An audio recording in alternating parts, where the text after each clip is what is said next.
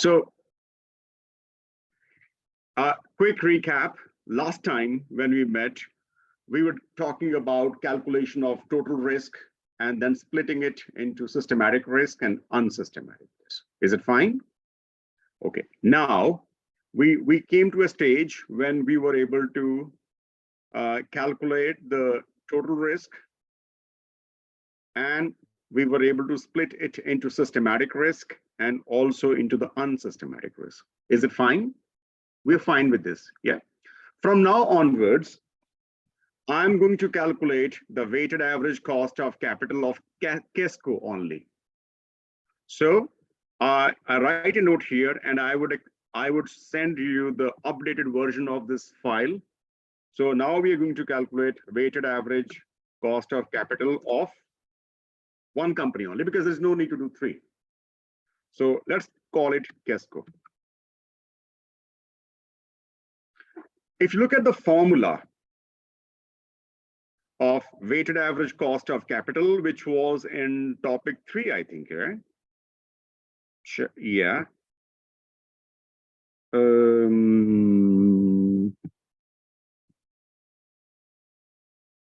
Which was in topic 3, I guess.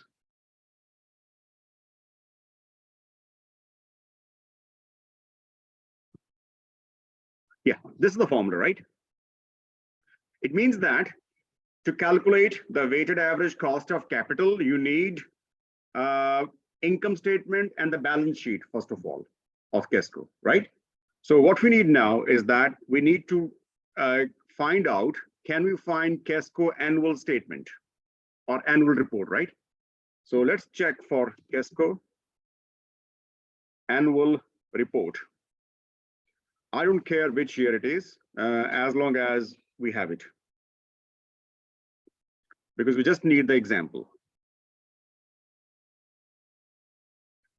KESCO, okay, whatever. KESCO annual financial statements, it's fine. We can, maybe this one is better because this would be more comprehensive.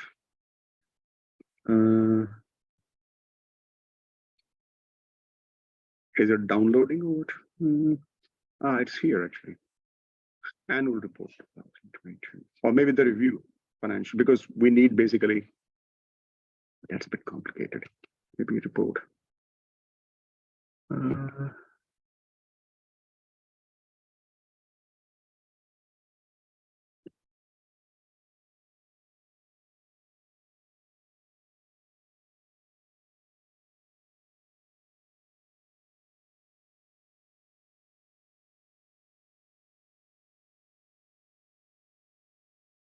Where is the financial?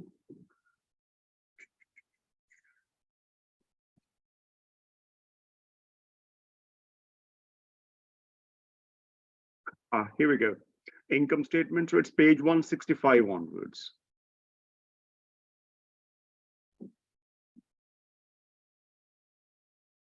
And I can zoom it a bit so that you can check out what I'm doing.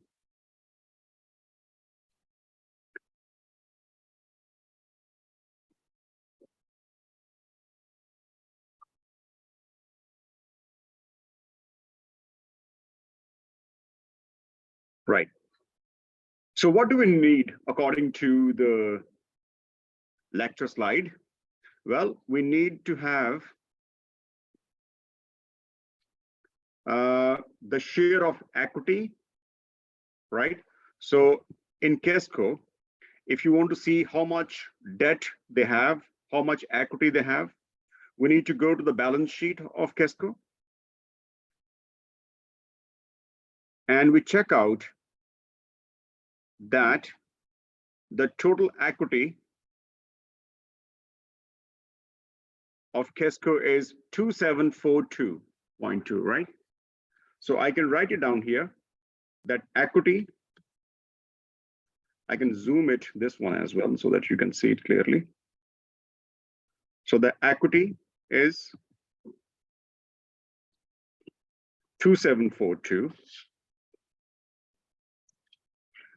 And how much is KESCO's debt? To know the debt,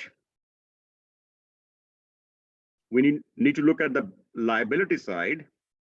And here, if you look at the non-current liabilities, the interest-bearing liabilities are 245, and the lease liabilities, which is also a kind of financial debt, is 1592. And similarly, in the current side, we have 252 and 328. So we need to add these four figures, one and this. I mean, 245. Let's calculate 245. Debt is, let me calculate, 245. I'm just taking the round figures. And then the other long-term debt is 1592. Yeah. 1592 plus. And then in the current period, the interest-bearing liabilities, which are here, are 253. 253 plus. We have the lease liabilities as well in the current liabilities. Lease liabilities are 328. 328. So this is the debt which Kesco has. Is it fine? The debt, remember that we only focus on the finance debt. The finance debt is the one which you borrow, you pay interest, and at the end of the period, you return the money back. If you are owing some money to the supplier, that's a liability, but not debt. So we only look at the financial debt, not the non-financial debt.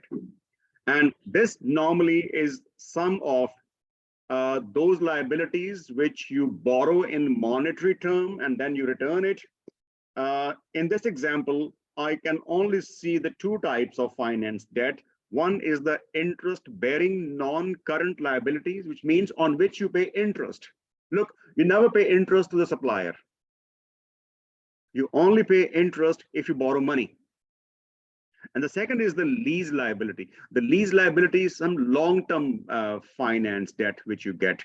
And you can also have some short-term lease liabilities as well. So what we do is that here, the debt, the financial debt is sum of interest-bearing liabilities and the lease liabilities, both in the non-current side as well as the current side.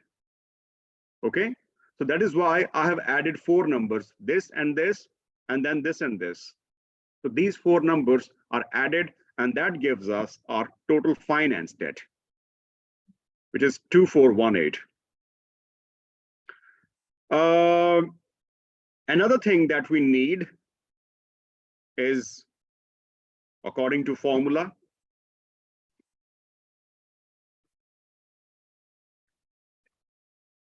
is the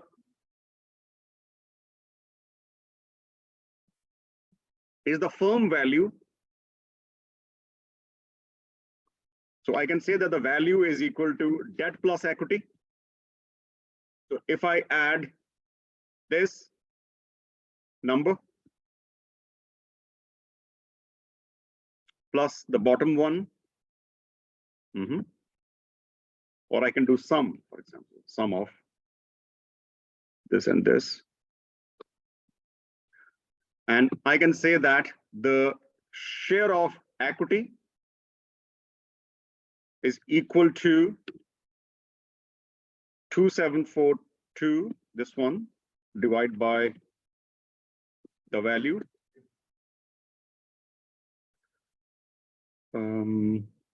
M14, yeah.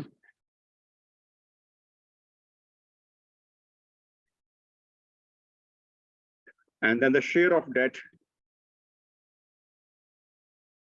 or the percentage of debt, would be equal to the amount of debt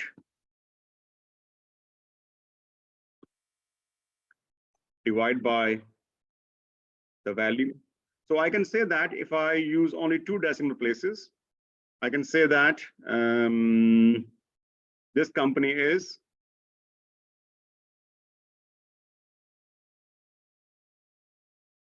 this company is 2 decimal points here, is 53% equity based and 47% debt based. And then I need some more information. I need TC, the marginal corporate tax rate, right? Please, whenever you have any question or issue, let me know. I can stop and give you more description. So, yeah. Zoom a little bit more for the current liabilities and for the debt side. So you cover debt also as a lease liability? Yeah, because lease is also the financial debt. Okay.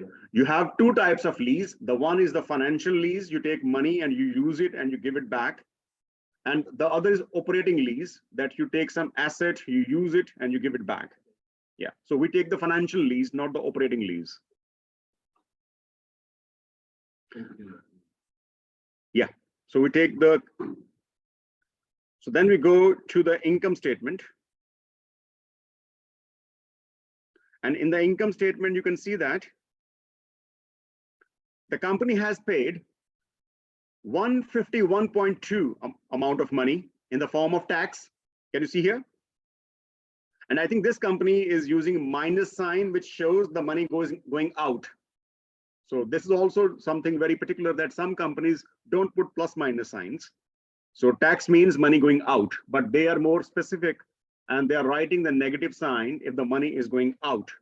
So here, the amount of tax which Kesco has paid is, let's say, 151.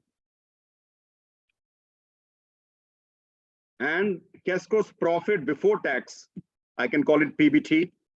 The profit before tax was 761. Yeah. So first of all, Kesco has 761 million euros, whatever. And from this, they paid 151 tax. Does it make sense? So what we do now, we pay PBT is 761. 761. And if you want to calculate the effective tax rate, it will be equal to the amount of tax which Kesco is paying divided by the profit before tax. It means that technically Kesco is paying numbers, 2 digits, yeah, 2 decimal. So the Kesco is paying about 20% tax basically on its profits.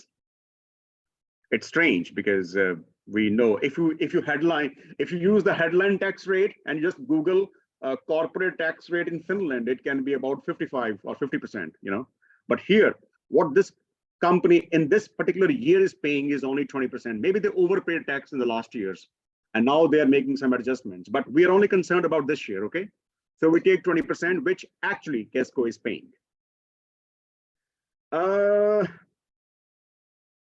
What else we need in the formula is the cost of debt. Can you see?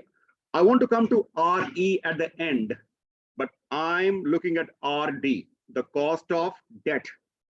The cost of debt which this company is paying. But before I calculate it, I need to look at how much finance cost. Finance cost primarily is the interest cost the company is paying. And I need to look at the income statement now. Please find me out where you see the interest expenses and the other finance cost you see somewhere. The second row of the operating profit. Sorry? The second row of the operating profit, then interest income. What do you say? What did you say, Ivan? Some gibberish. Sorry? Gibberish. Some Gibberish? So interest income and other income, we don't take it that because that's money coming in. Interest expense and other finance cost, 2.9, it's positive. I don't know why. Maybe it's some refund and interest expense for the lease liability. So I think if I only focus on the interest expense, then minus 68.4 is going out.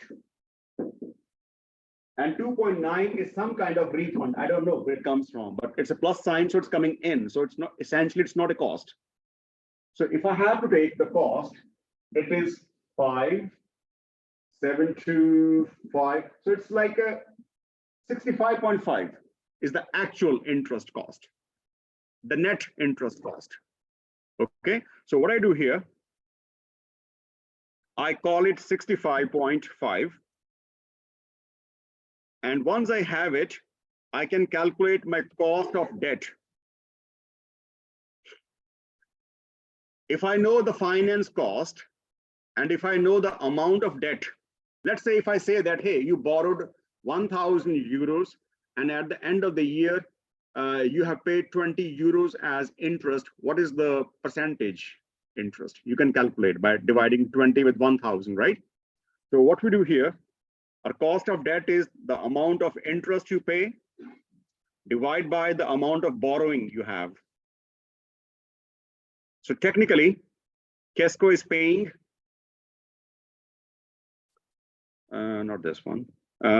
Technically, Kesco has paid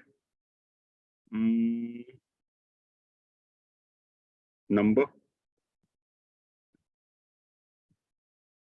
Kesco has paid 3% rate of interest. If I change it to percentage, then it will look nice. Let's make it a percentage. 2.71 is the annual rate of interest which Kesco has paid. Now, all we are missing is RE.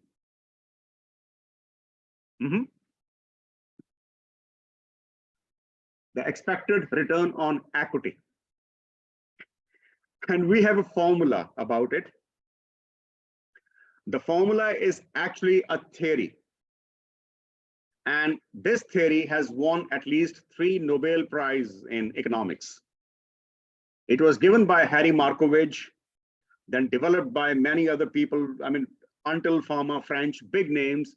And this theory, as I said, has won 3 Nobel Prizes. And the formula, how we calculate it, is very simple. Actually, when you know this, when you come to know this, you will realize that anyone can win Nobel Prize. And the formula is, if you want to calculate how much is the expected return on equity on a company's investment, like for example, if you're planning to invest in a company and you want to know what should be the minimum I must get from this company's investment, then the formula is risk-free rate of return. And where does the risk-free rate of return come from? Any idea? Huh? It's treasury bond. Huh? You can use the treasury bills, or you can even use the treasury bond, right? Plus beta. Don't tell me that you haven't seen beta. Have you seen beta? Any idea? Beta, you calculated actually when you calculated the systematic risk of Kesco last time. Slope, remember slope thing? So we have beta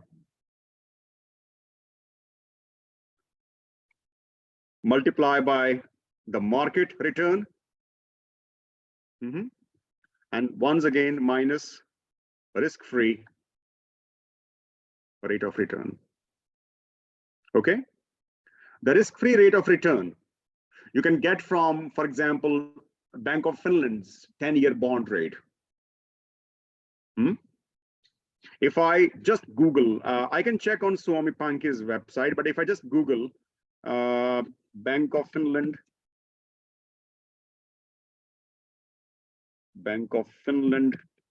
I'm making a shortcut, bond rate, for example.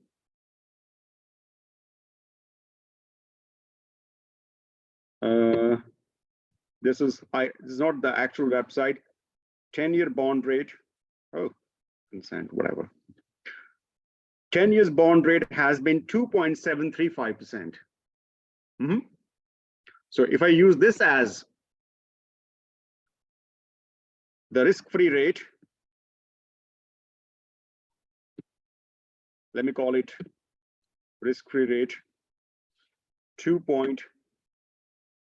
0.71. So let's call it 2.72%. Doesn't matter. Beta we have. Yeah. What we don't have is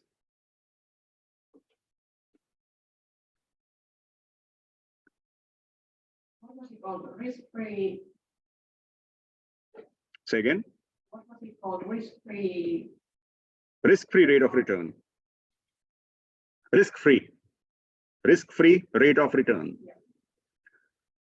That is 2.72. And then we need to calculate the daily market return. So I call it RM. Yeah. Was it daily or weekly? You remember last time? When, oh, it was weekly actually. Yeah. Weekly market return weekly. And what market index did we use last time? We used OMX Helsinki index return, right? So if we take the average of this,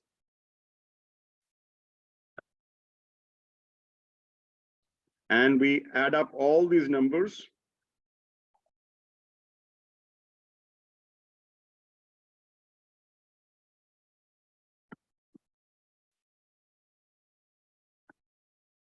and if I change it to percentage, well, I can do it later on, no problem.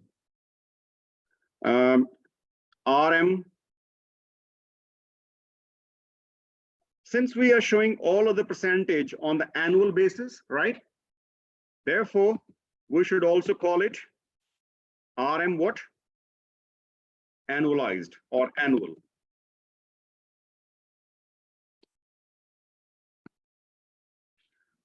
How many weeks do you have?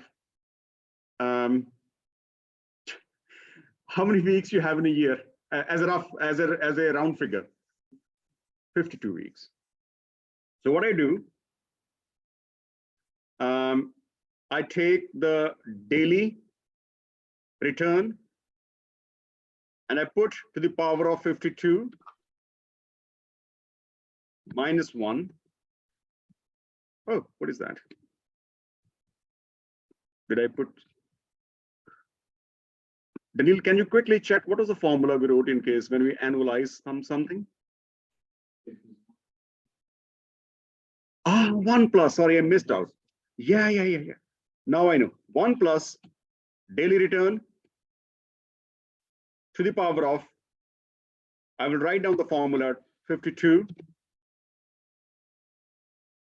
minus 1. So if I change it to percentage,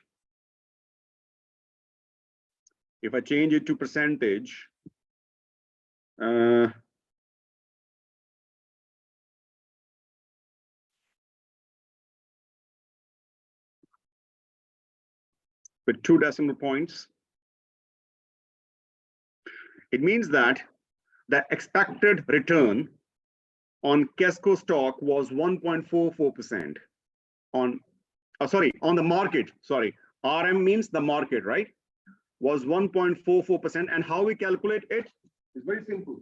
If you have the daily return, you make 1 plus daily return to the power of 52 minus 1.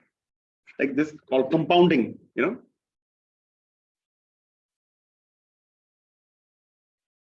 Yeah? Does make sense? Why 52? Because remember that we had the weekly data. If it was daily data, just imagine that we have the daily data, that then instead of 52 on top of it, I would have put 252. Because there are about 252 working days in a year. You see my point? But here I put what? Sorry. Shouldn't I put something else on top of it? Not 52. 36, yeah. Why 36? Because if there are 252 working days in a year, it means there are 36 weeks, working weeks in a year. Remember that we don't take the calendar days and the calendar weeks. We take the working weeks or the working days. Because the data is weekly. from week to working to the whole year. It means in a year, even though there are 52 weeks, but there are 36 working weeks. Because 36 multiplied by 7, 252 working days. So that is why I would have been wrong had Ivan not corrected me that the power should not be 52, but the power should be 36. Okay. Now, what do we need? Yes, Sophia. For a shorter period, like half a year. Yeah. Do it only, do it like maybe power on only the actual weeks and actual working or actual or No, we if you want to annualize it, even if you have a data of half a year, if you want to annualize it, you need to put the full year, because otherwise it's not annualized. In a way, you are extrapolating. You know, let's say you have a daily data for 6 months and you calculate the daily average return and you want to annualize it, then you have to put 252 on top, even though the full data is for 6 months. You know? Huh? Question. Yeah. Same. That's not it. That the formula doesn't change. It's a rule. So yeah. All right. Now. Can you hear me? Sorry. Can you hear me? Hi. Hey, I have a question. Yeah. Yes. Now to calculate the RE in the WACC, we need to know the beta for sure. Yeah. And to know the beta for a company which we have selected, we need to get the stock price, closing price, well, the index for Helsinki, recent, what, half a year return, and etc. Where do we get this information fully to calculate then the beta and the total risk and the systematic risk on the interval? Yeah, I think last time when because we took 3 Finnish companies. Yeah. So we use this database. I can show you if you want.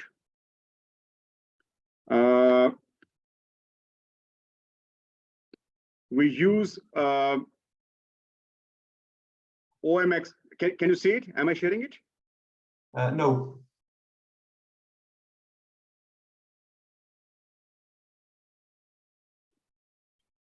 Let me share again.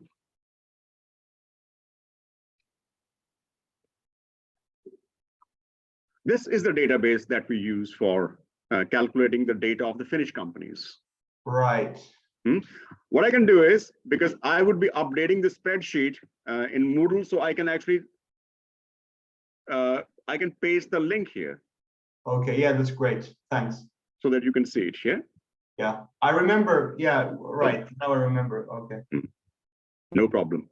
Now we are in a position to use that CAPM formula, which I said, that capital asset pricing model, yeah? And so we can say that the expected RE, please pay attention. This is very important step. The formula was risk-free rate, yeah, plus beta. Kesco beta is here. Oh, not this one.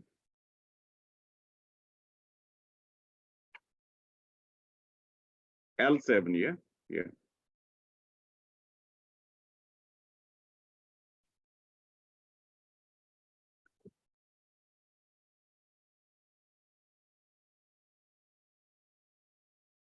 And RM is this one.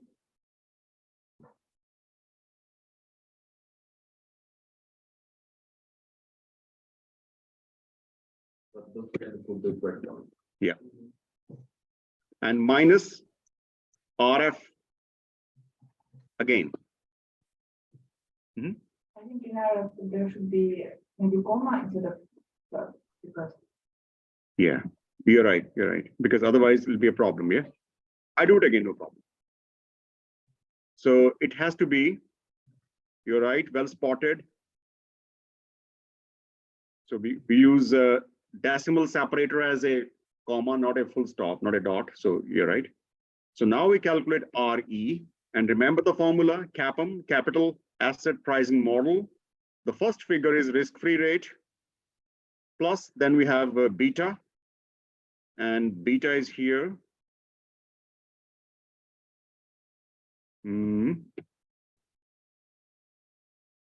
And then we have times, bracket starts, the market rate of return, the annualized, minus RF again.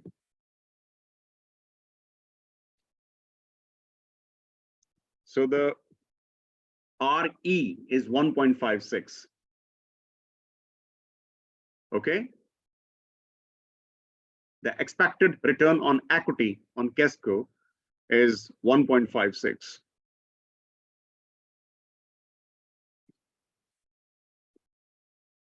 And is this information enough for weighted average cost of capital? I think so.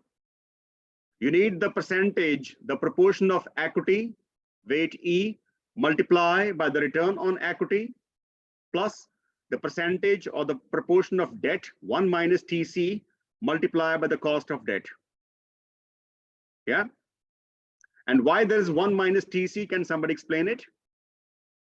Why do we have this 1 minus TC? Why we make it shorter?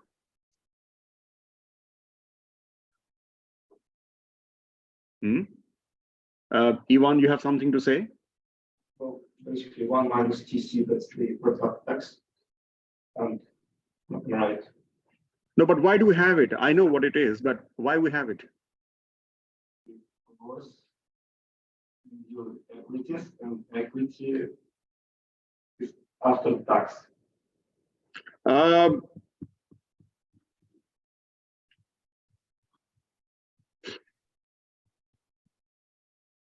a look at this this Kesco's income statement. This is the profit which goes to the shareholders of Kesco, right? And this is the money which goes to the debt holders of Kesco. And you can see that the amount of money which debt holders get from Kesco is not coming under the tax. So basically it's tax exempted. Can you see these numbers and look at the hierarchy of these? The company is paying cash flows to the debt holders before it pays the tax. And then whatever is left over goes to the shareholders. So it means that the corporate tax rates burden is falling only on the equity holders, but not on the debt holders. So basically, it means that even though the tax rate, the interest that we calculated is 2.71%, but actually out of this, the debt holder are also getting some subsidy. And that subsidy is, I can say 2.71 multiply by 1 minus corporate tax rate.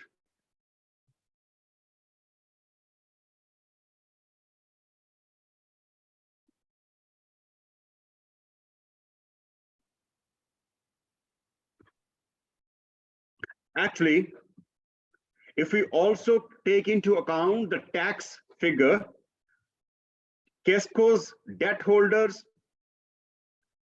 Kesco is paying to its debt holders 2.71, but then it gets some subsidy from taxman, so that the ultimate burden of Kesco is 2.17%. See that? 1 minus TC. Yeah, does it make sense? Yes or no? So basically, look, 2.71% is the interest which Kesco is paying for sure. to its debt holders. But because interest is paid before tax is paid, therefore tax burden is not falling on the interest payments. So in other words, KESCO is getting some tax refund from this Vero.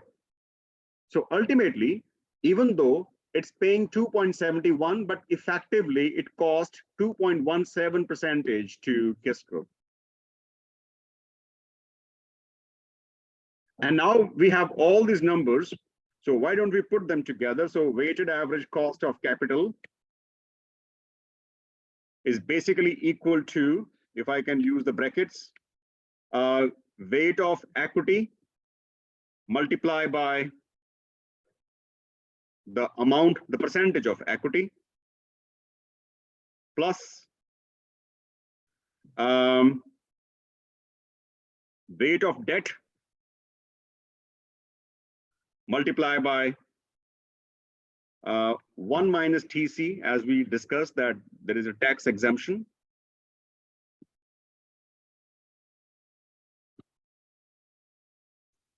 Multiply by the cost of debt, bracket. And if we change it to percentages, technically, the weighted average cost of capital of KESCO is 1.85%.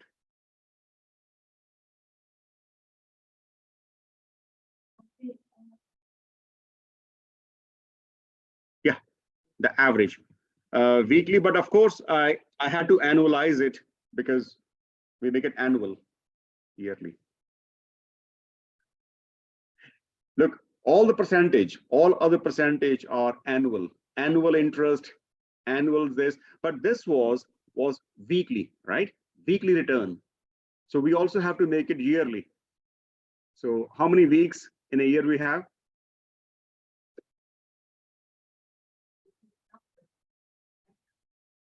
No. Check the formatting. It should be somewhere there. So this is the way we calculate the weighted average cost of capital.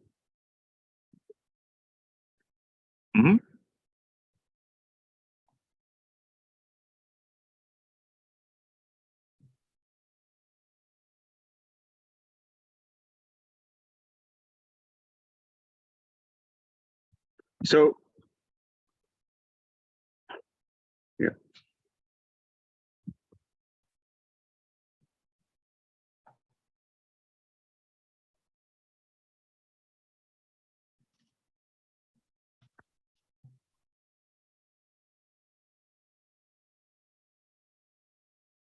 So I would be uploading this new file of this portfolio retail, whatever.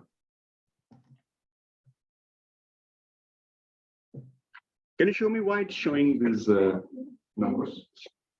Funny characters. I think yes, how to say it. So I tried this, but this is daily. Okay, you got daily, right? Yeah. Then you can put to the power of instead of 52. Then when I No, tried not to 365. do, Yeah, because here should be working weeks. So there are 36 working weeks, which in other words, there are 252 working days yeah, in a year. do an average here with this index reference. Is it negative? It's very weird because I just say that's it. Yes, yeah.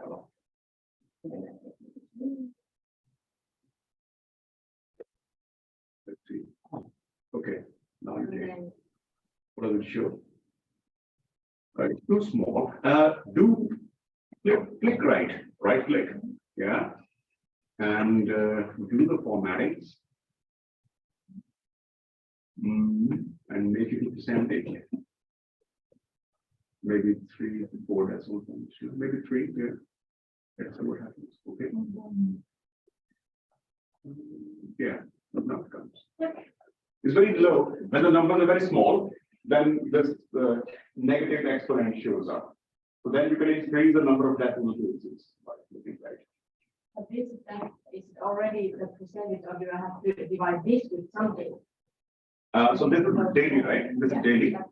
Now you need to make it annual. And how you make an annual?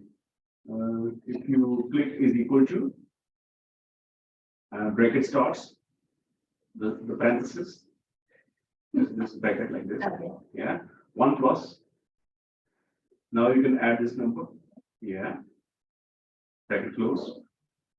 And then this sign, this arrow up to the power. Yeah, it's fine, it's fine. And now because you are making from daily to annual, not weekly to annual. So because it's daily, so put right 252 and then -1. And okay. There you go. And now you can once again make it to percentage, again by clicking right and formatting. Decimals with 2, maybe 2 or 3 decimal points, and okay. There you go. It looks nice now. And this is now the RE.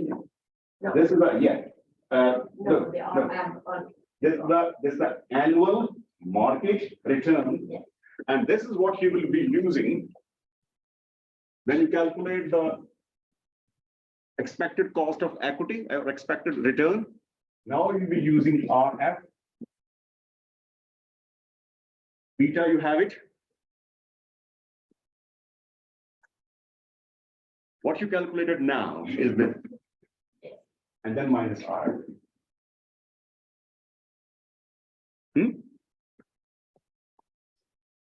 So we continue with this example. I think your task 4, can somebody read out what is your task 4 or 5? Maybe 5. Quick note to the task 3. Uh-huh. Compare levered and unlevered value of the above companies with respect to the debt tax shield. Mm-hmm. I think we need to go through that as well. Okay.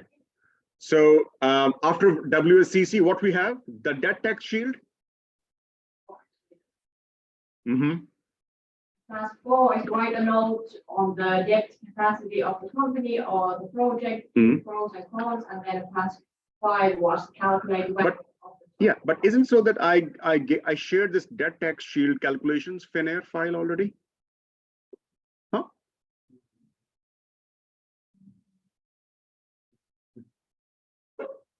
Okay. This course. I haven't studied permission. Now it is here that the tax shield calculations. Okay, we can do it now, no problem.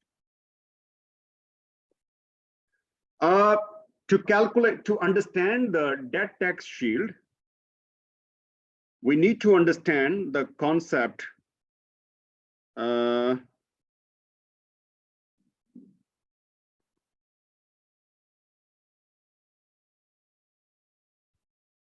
Just a sec. Yeah, we are in the same.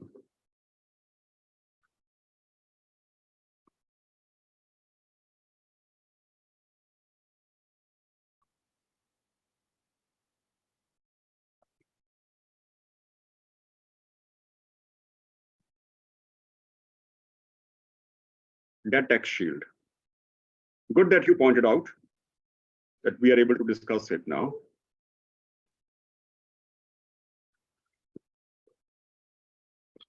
There are 2 economists, and the names are, am I recording it? Yeah, I think so. Yeah. We use this phrase called Modigliani and Miller theorem. And the Modigliani and Miller theorem says that a company can generate value only from the asset side. So if I show you the balance sheet of Casco, you will see that what Modigliani and Miller are saying.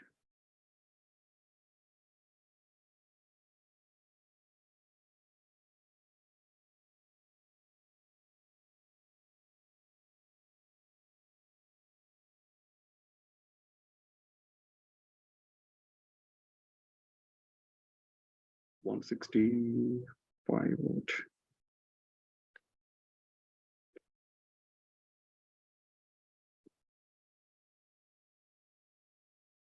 Yeah.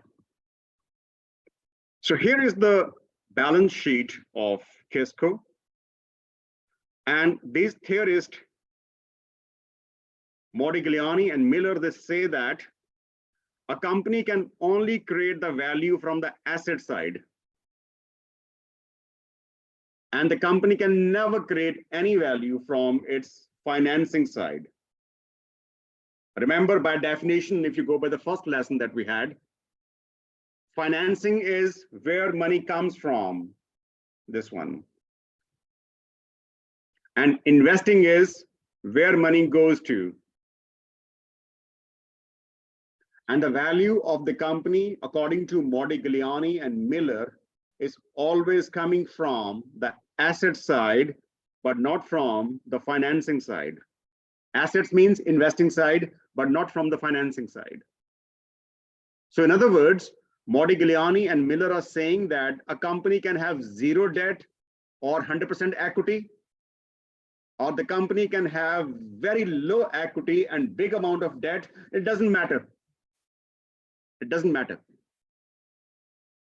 So much so that Modigliani and Miller, they compare financing as the wrapping paper of a present.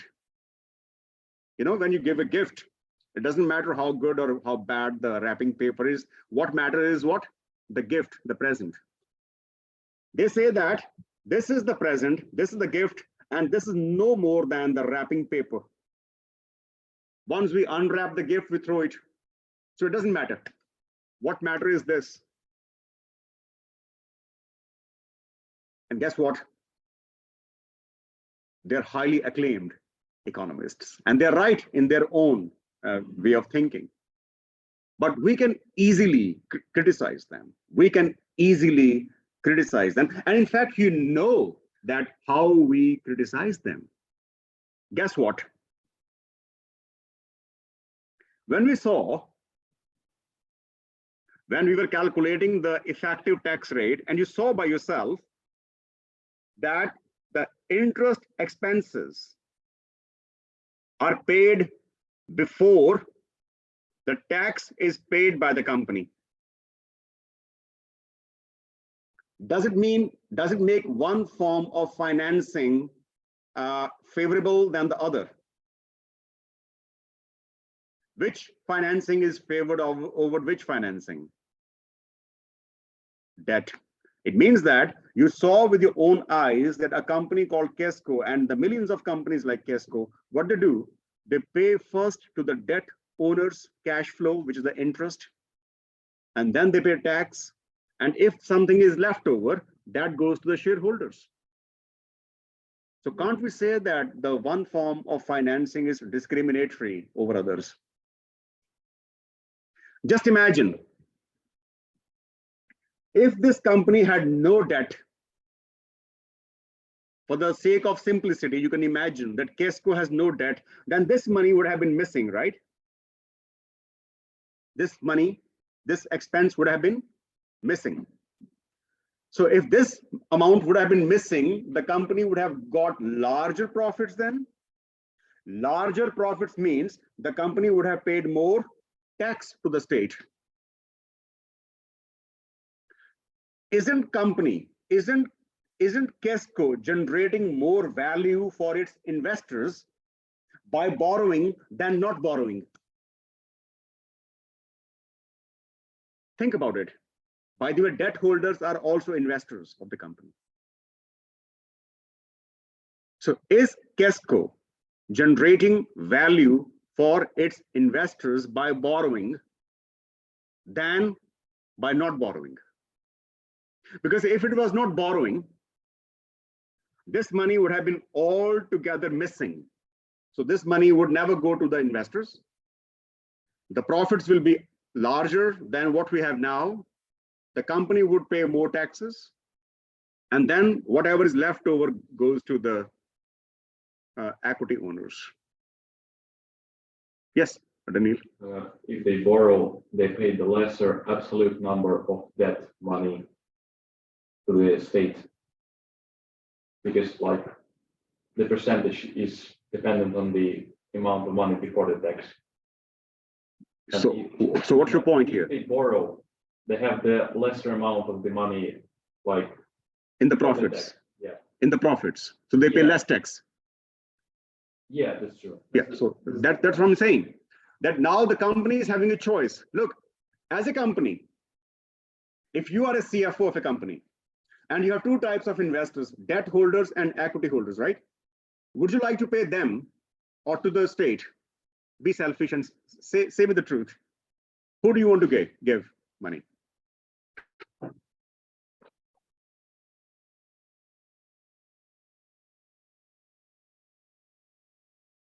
Don't be, don't sound moralistic.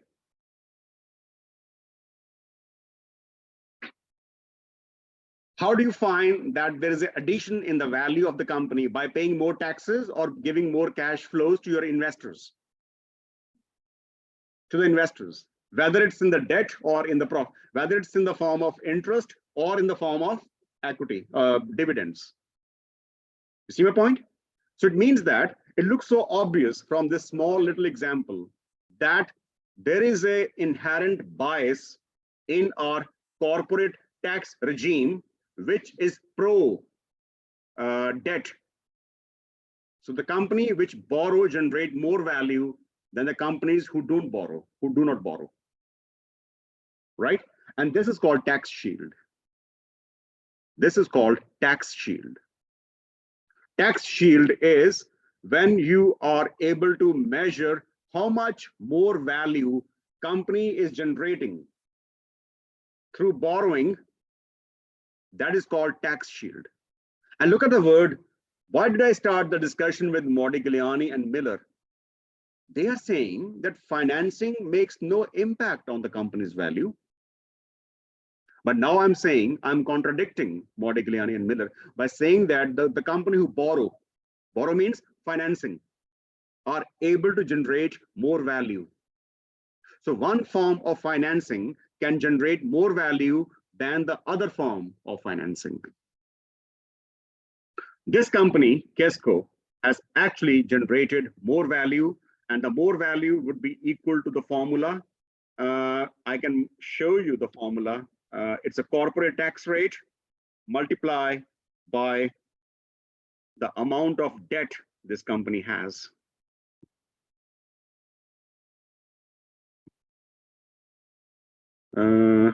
Format, number, if I don't put any decimal here, but the company has generated, I don't know what's the unit of this measurement, but it's 480 million maybe euros, I don't know. So this company, Kesco, has generated 480 value more by borrowing than not borrowing. So I can say that if this is the value of the company with the debt and equity, so without debt, its value would have been $480 lesser. And this is called tax shield. And this is a big criticism which you can do of such big economists, Modigliani and Miller, who say that financing generate no value. And here you argue that, hey, look, gentlemen, you are wrong. Out of this total value of the company, 5160,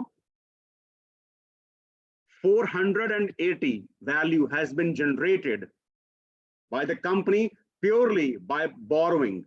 So if this company, for example, had not got any debt, its total value, let's say no debt means if the company is zero debt and instead the gap is by equity. So it's still 5160, but the value is coming from all equity, no debt, then definitely the value, total value contribution would have been 480 less to it. So this 480 value is generated purely by debt. So financing matters. And this is called debt tax shield.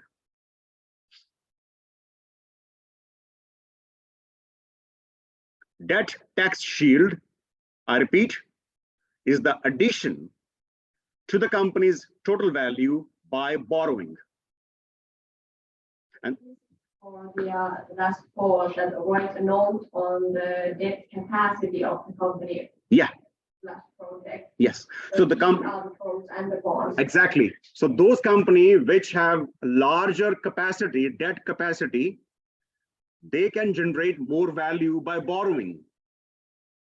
Look, have a look at the formula. The formula is tax rate multiply by the amount of borrowing or the amount of debt. In a country like Finland, where the tax rates are very high, one of the component is tax rate. It means, in a way, think about it. It's a matter of empirical research. Somebody can do it.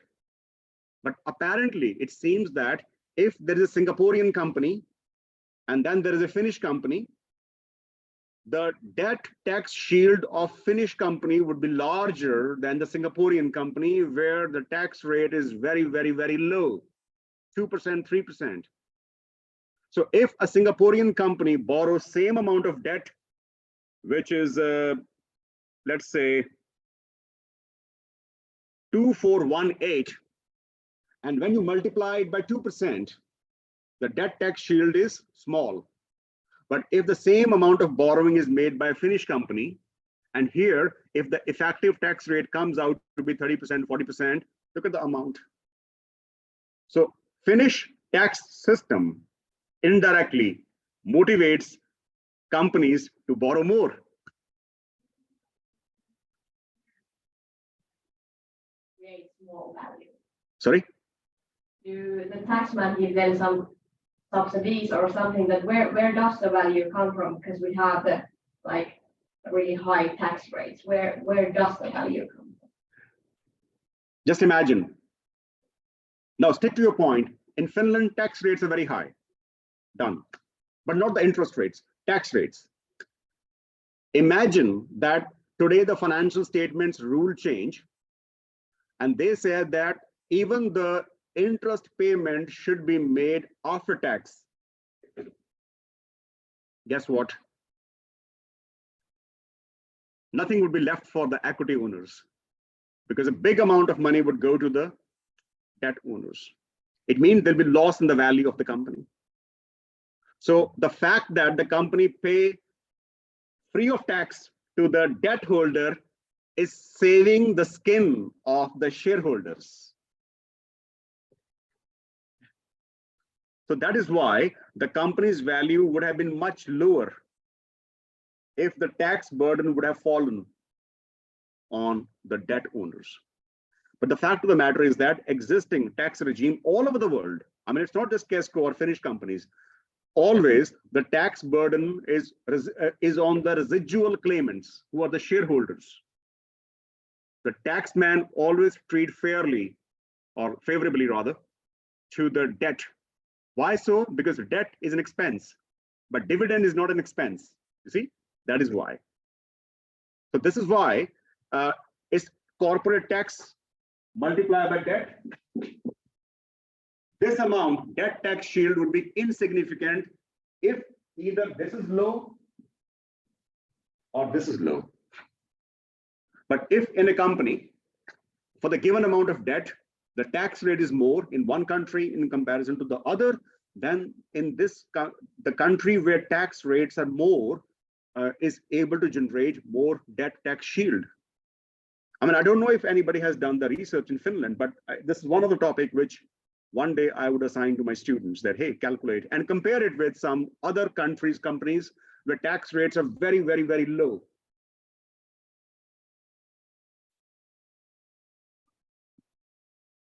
Research and development for years, so normally debt is used to get more value. So it says the companies have like a certain amount of debt, Yeah, and then use that into kind of creating more value. So exactly. is that also like something happens with it more compared to countries where the tax rate is higher than where it is lower? Yeah, yeah. But then there's that's one side of the story. You see, now when I say this thing, I have totally, this 480 amount existing is basically a clear criticism or a clear contradiction of Modigliani and Miller, what they were saying. They were saying, hey, financing doesn't matter. Debt, equity, debt and equity, debt or equity, doesn't matter. But now we see that this value 480, which is a part of this total value, is generated only and only and only because of debt. Yeah, only because of debt. Now, the point here is, were Modigliani and Miller so wrong? Who gave them such a big coveted position in the world of finance? They were not wrong, actually. Now I'm going to defend them. How? If you keep realizing that, hey, you have such a big amount of money the company can generate by doing nothing, basically, just by financing, what would they do? Keep borrowing. Exactly. If they keep borrowing, what would happen? Their probability of bankruptcy will go up. What word we used in the last lecture? Financial distress cost. Because when you're borrowing, there's a more hammer on the company to repay the principal plus the interest on top. Such hammer is not existing for the equity financing.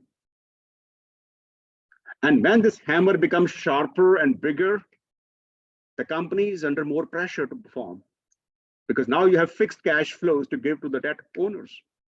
And if you are not able to deliver meet the expectations, what will happen then? There's a high chance that the company's bankruptcy becomes faster than before. So that is the side effect of debt. If this amount 480 is something we go gaga about debt, then the potential, the speed, the more likelihood of bankruptcy is the side effect. And also see this way. All these things are so much interconnected. Remember, we calculated this with the help of capital asset pricing model.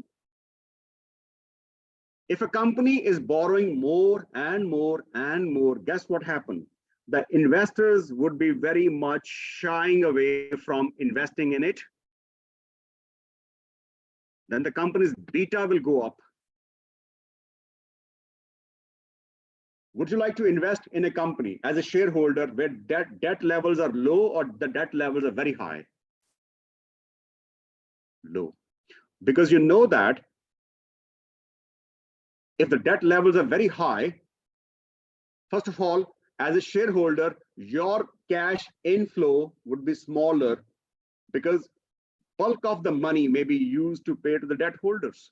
You may get nothing out of it. Number one. Number two, if a company is borrowing too much, it may invite its bankruptcy prematurely. Therefore, as a share owner, you know what I would do?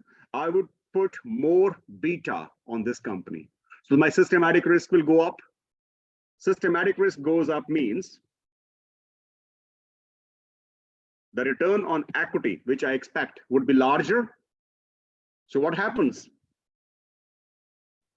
You are boasting that you have generated more debt tax shield, but with the higher expected cost of equity, you may end up losing the amount of money. You see my point? So you're gaining from debt, right? But you may end up losing by the larger cost of equity.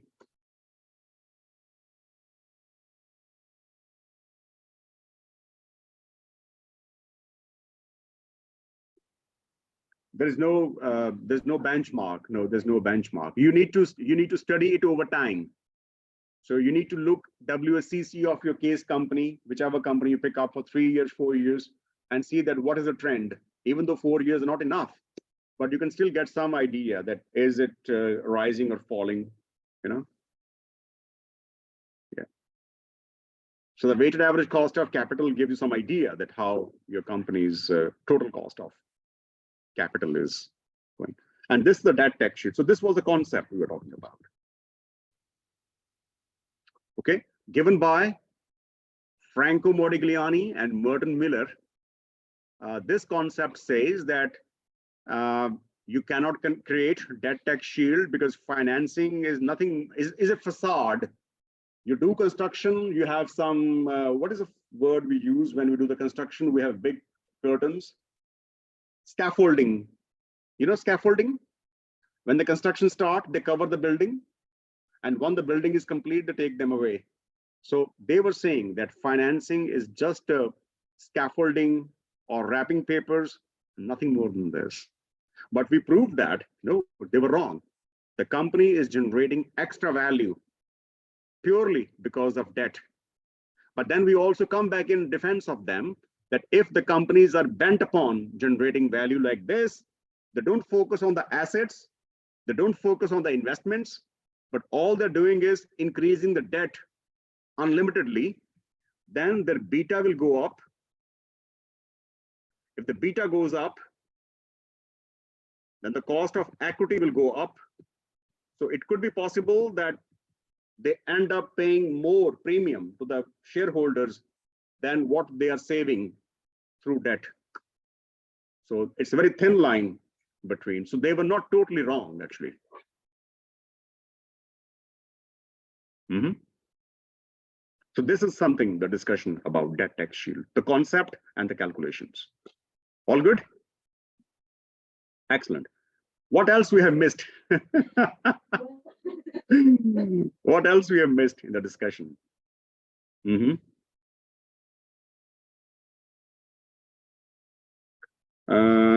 Just a sec, I want to. So now our last task for this syllabus.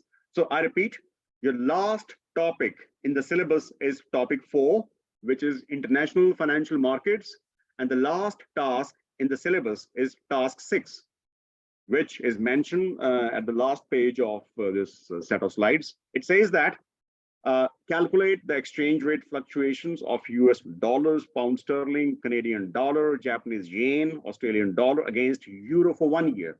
So you need to get the data of all these currencies, and it should be expressed in terms of euro. So in other words, you need to find the exchange rate. Okay, give me a sec. I can write it down here because otherwise. So you need to have all these exchange rates. Let's say pound into euros, then Australian dollars, 1 into euros, yen. So all exchange rates, where on the left side is a 1 unit of foreign currency, and on the right hand side, there are a number of units in the domestic currency, which is euro. Okay, and the data is required for 1 year. I can give you a hint that this data you can get from Yahoo Finance, or the one I use very often is investing.com. So the data is needed for 1 year, but what's the kind of the frequency of the data? Should it be?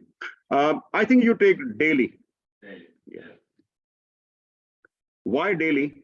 Because if you take the weekly for a year, then there are 52 observations. And the rule says that if you're making some statistical calculation, then any calculation based on less than 100 observation is not reliable. But if you take for 1 year daily numbers, I bet you there'll be at least 250 observations. So which is more than 100. So the data is more reliable.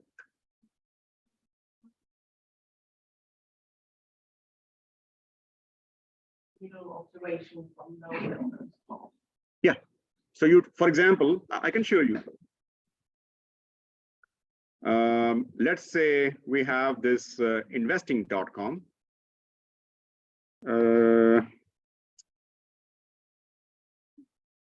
Or any database, that's not a problem. Investing. So If I, so many things here, but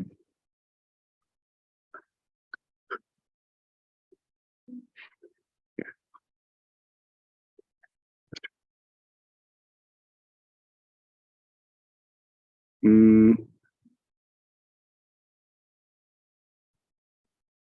Where are the exchange rates? I think it was a bit, Up? yeah, there you can change, it's technical analytics, I think it's. Mhm. We can check. No, no worries. We'll Can find. can you share for us as well? Oh, sorry, mate. Am I not sharing it with you? I'm seeing let me do Yahoo it again. Finance. No problem. No problem. Thanks for letting me know. Now you see it. Yes, yes. Good, good, good.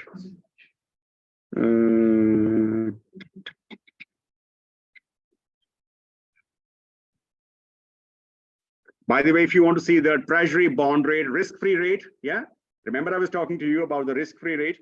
So you can see the US 10-year bond rate here as well. But where is the real thing which I'm looking forward? Oh yeah, here we go. So we have, for instance, Euro USD.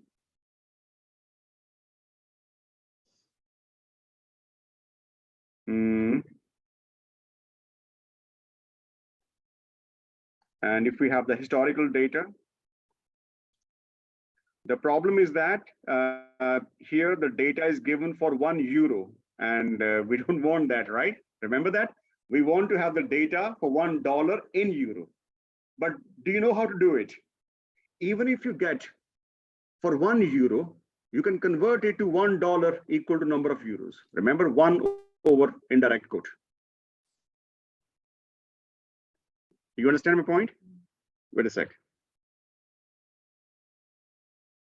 If I change data, you can have it. You can make this is 27th of February to 25th of March. But if I change to the year, let's say 22.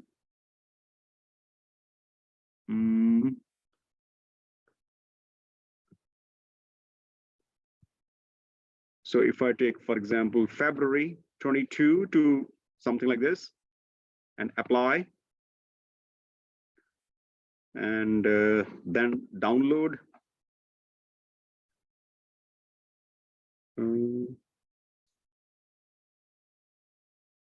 Or if not download, because sometime, or I can simply copy it from here.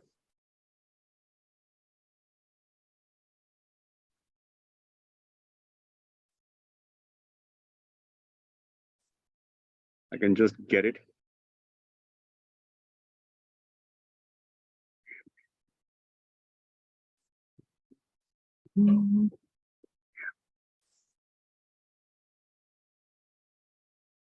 And if I have some blank spreadsheet, please let me know if you find any problem in looking at the spreadsheet.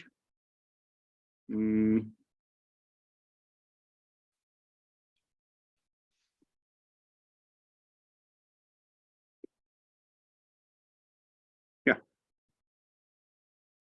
Now the problem is that there are many problems in life, but the one problem I can face here is that the numbers are given in decimal separator, whereas we use the comma separator. Yeah, you see my point? But that's not a problem. We can remove them. Delete. So this is the price, but the problem is that this is the price of €1 into American dollars, but we want opposite. But first of all, let's change exchange rate. Let's call it exchange rate of $1 USD to euro. So of $1 USD to euro, yeah.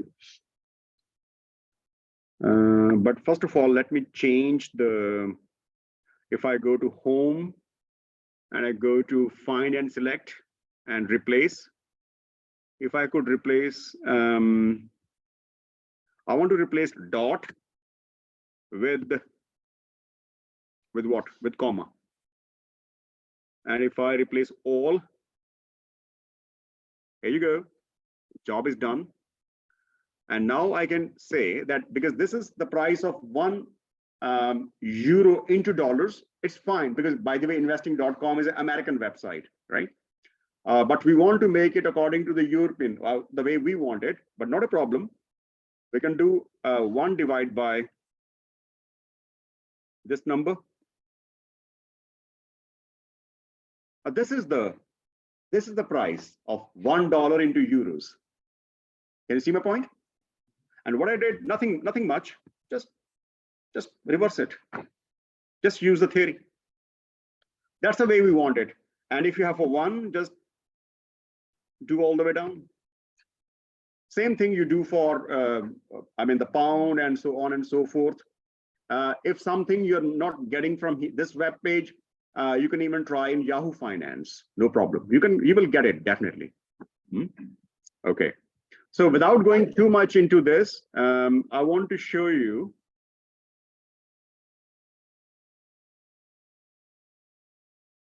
Sorry? The version that we transfer those, Mm-hmm. and that's that. That's it. But from here, the job starts. Yeah, the job is not finished yet. What you're supposed to do is, I can actually open the Excel, which I have shared with you already in Moodle. And that was, where is that?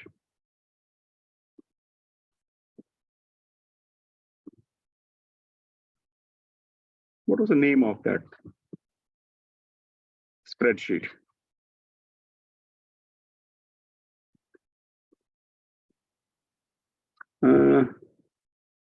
Wasn't it?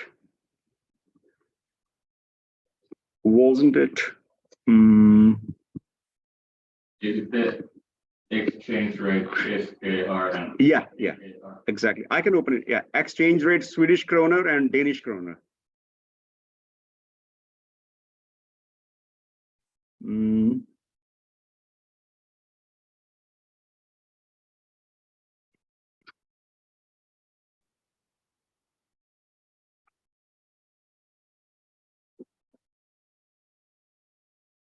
All right.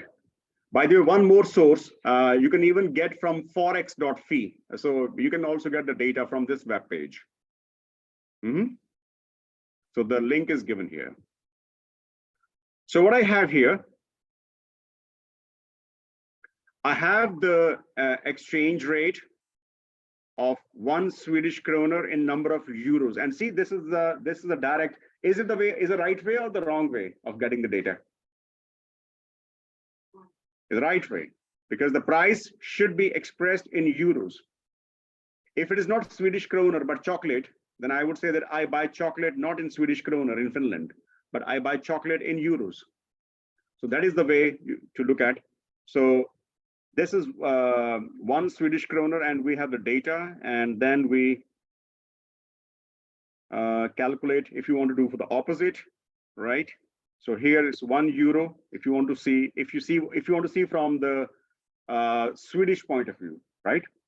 But we don't want the Swedish point of view, we want the Finnish point of view. And you can see that the average exchange rate has been this. So average daily, you can say the exchange rate has been about, I would say 12 cents. And the volatility has also been, should be B3 to B813.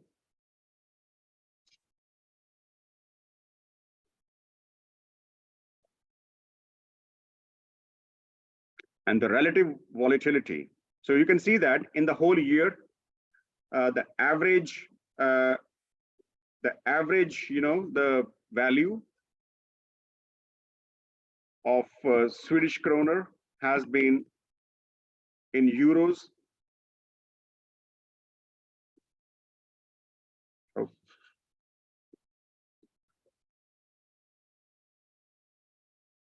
Yeah, average One question. value of Swiss franc. No, Swedish kroner.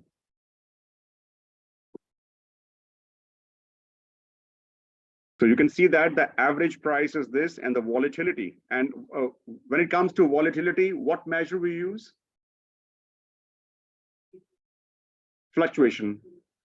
And the fluctuation has been, if I change it to percentage, I'll come back to you, Daniil.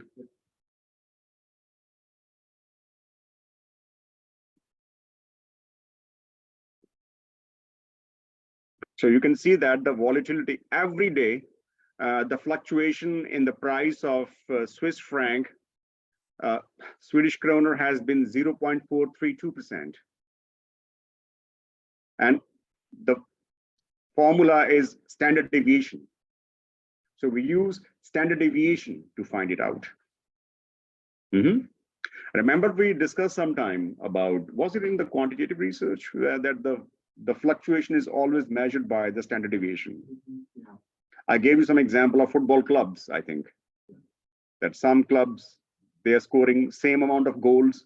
Some are scoring different goals, but not too much variation. But some clubs could vary a lot. So they have more standard deviation. And the relative volatility is this much. So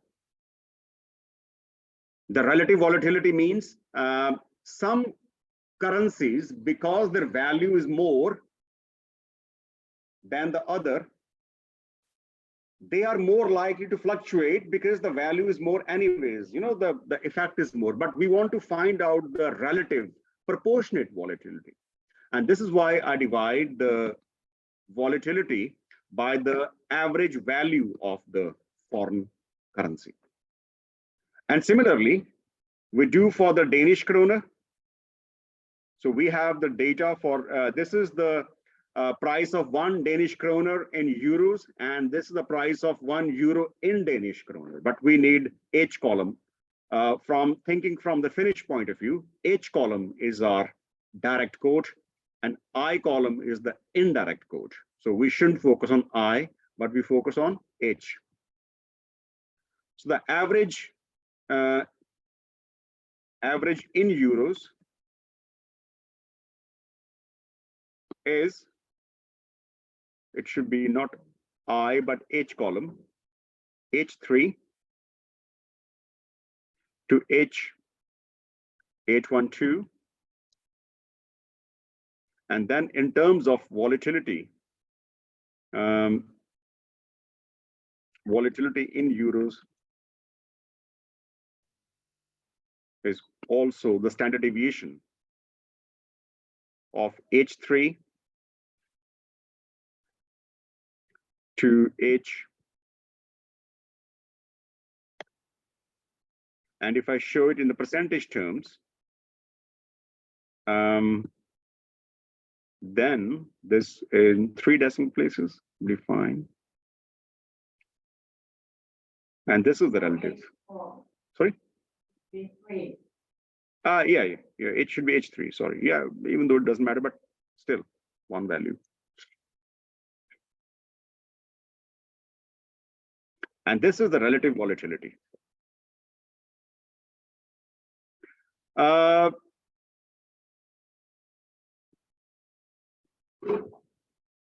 When you see that you are a Finnish company and you are going to buy and sell something to Sweden and Denmark, the exchange rate seems quite similar. There's not much difference.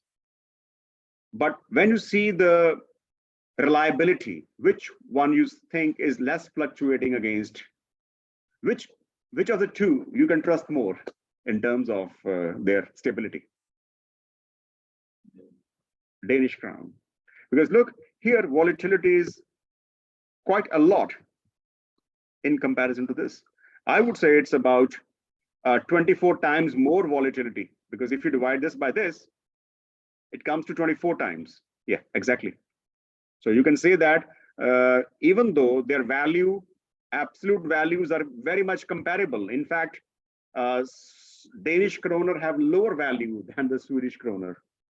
But that doesn't mean that the Swedish kroner is more stable than Danish kroner. And when we come to stability, Danish kroner is far more stable than the Swedish kroner.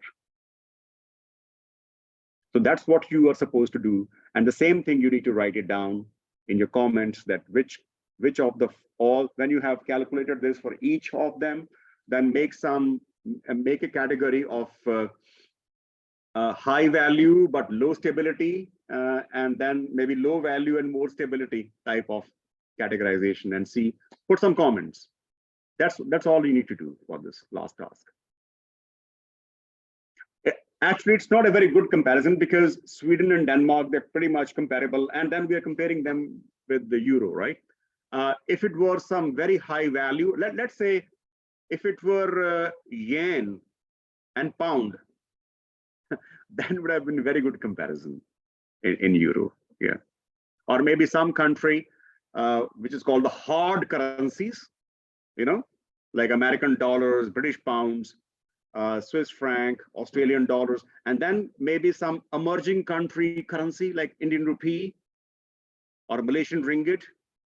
And let's see that, does the traditional argument hold that so-called strong currencies, do they also have stability? Because see, why some countries' currencies become global or international currencies?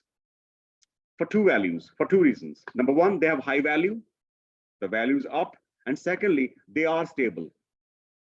So it's not a bad idea, somebody doing research in the future, that you take traditional strong currencies, and then you take the newly emerging currencies and make a comparison. Does this so-called notion that the hard currencies are high in value and they're stable in value, does this argument hold or not? And this small exercise you can do when you do this task 6. Yeah, fine. I think it's task 6 here. Yeah. So basically, that's the end of the course, and good luck to you. I would upload the revised version of this file in Moodle. Yeah. What do we need for the relative volatility? The relative volatility is for one value, because see, I tell you something.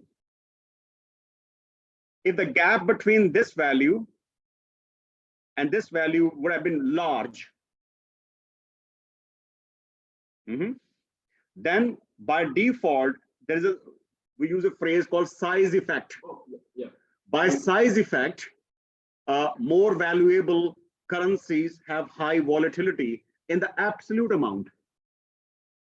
But the question doesn't mean that then we have to discount for the size effect, and then we find this relative volatility for one unit, and then we make comparison. Analyze the stability according to the relative volatility. Yeah, so I can say here that the Danish kroner, based on the relative volatility, it's a good point to see, if I can have your attention. Based on the relative volatility, I can say that the Danish kroner is 37 times more stable than the Swedish kroner in terms of euro. Yeah, against euro. Yeah. We just need to figure out which currency is more stable versus others. Yeah. Okay. Which is a very big amount. I mean, 37. If you say somebody Danish kroner 37 times more stable than Swedish kroner, people would laugh. Oh no, such a big difference. No, but we saw it. It is.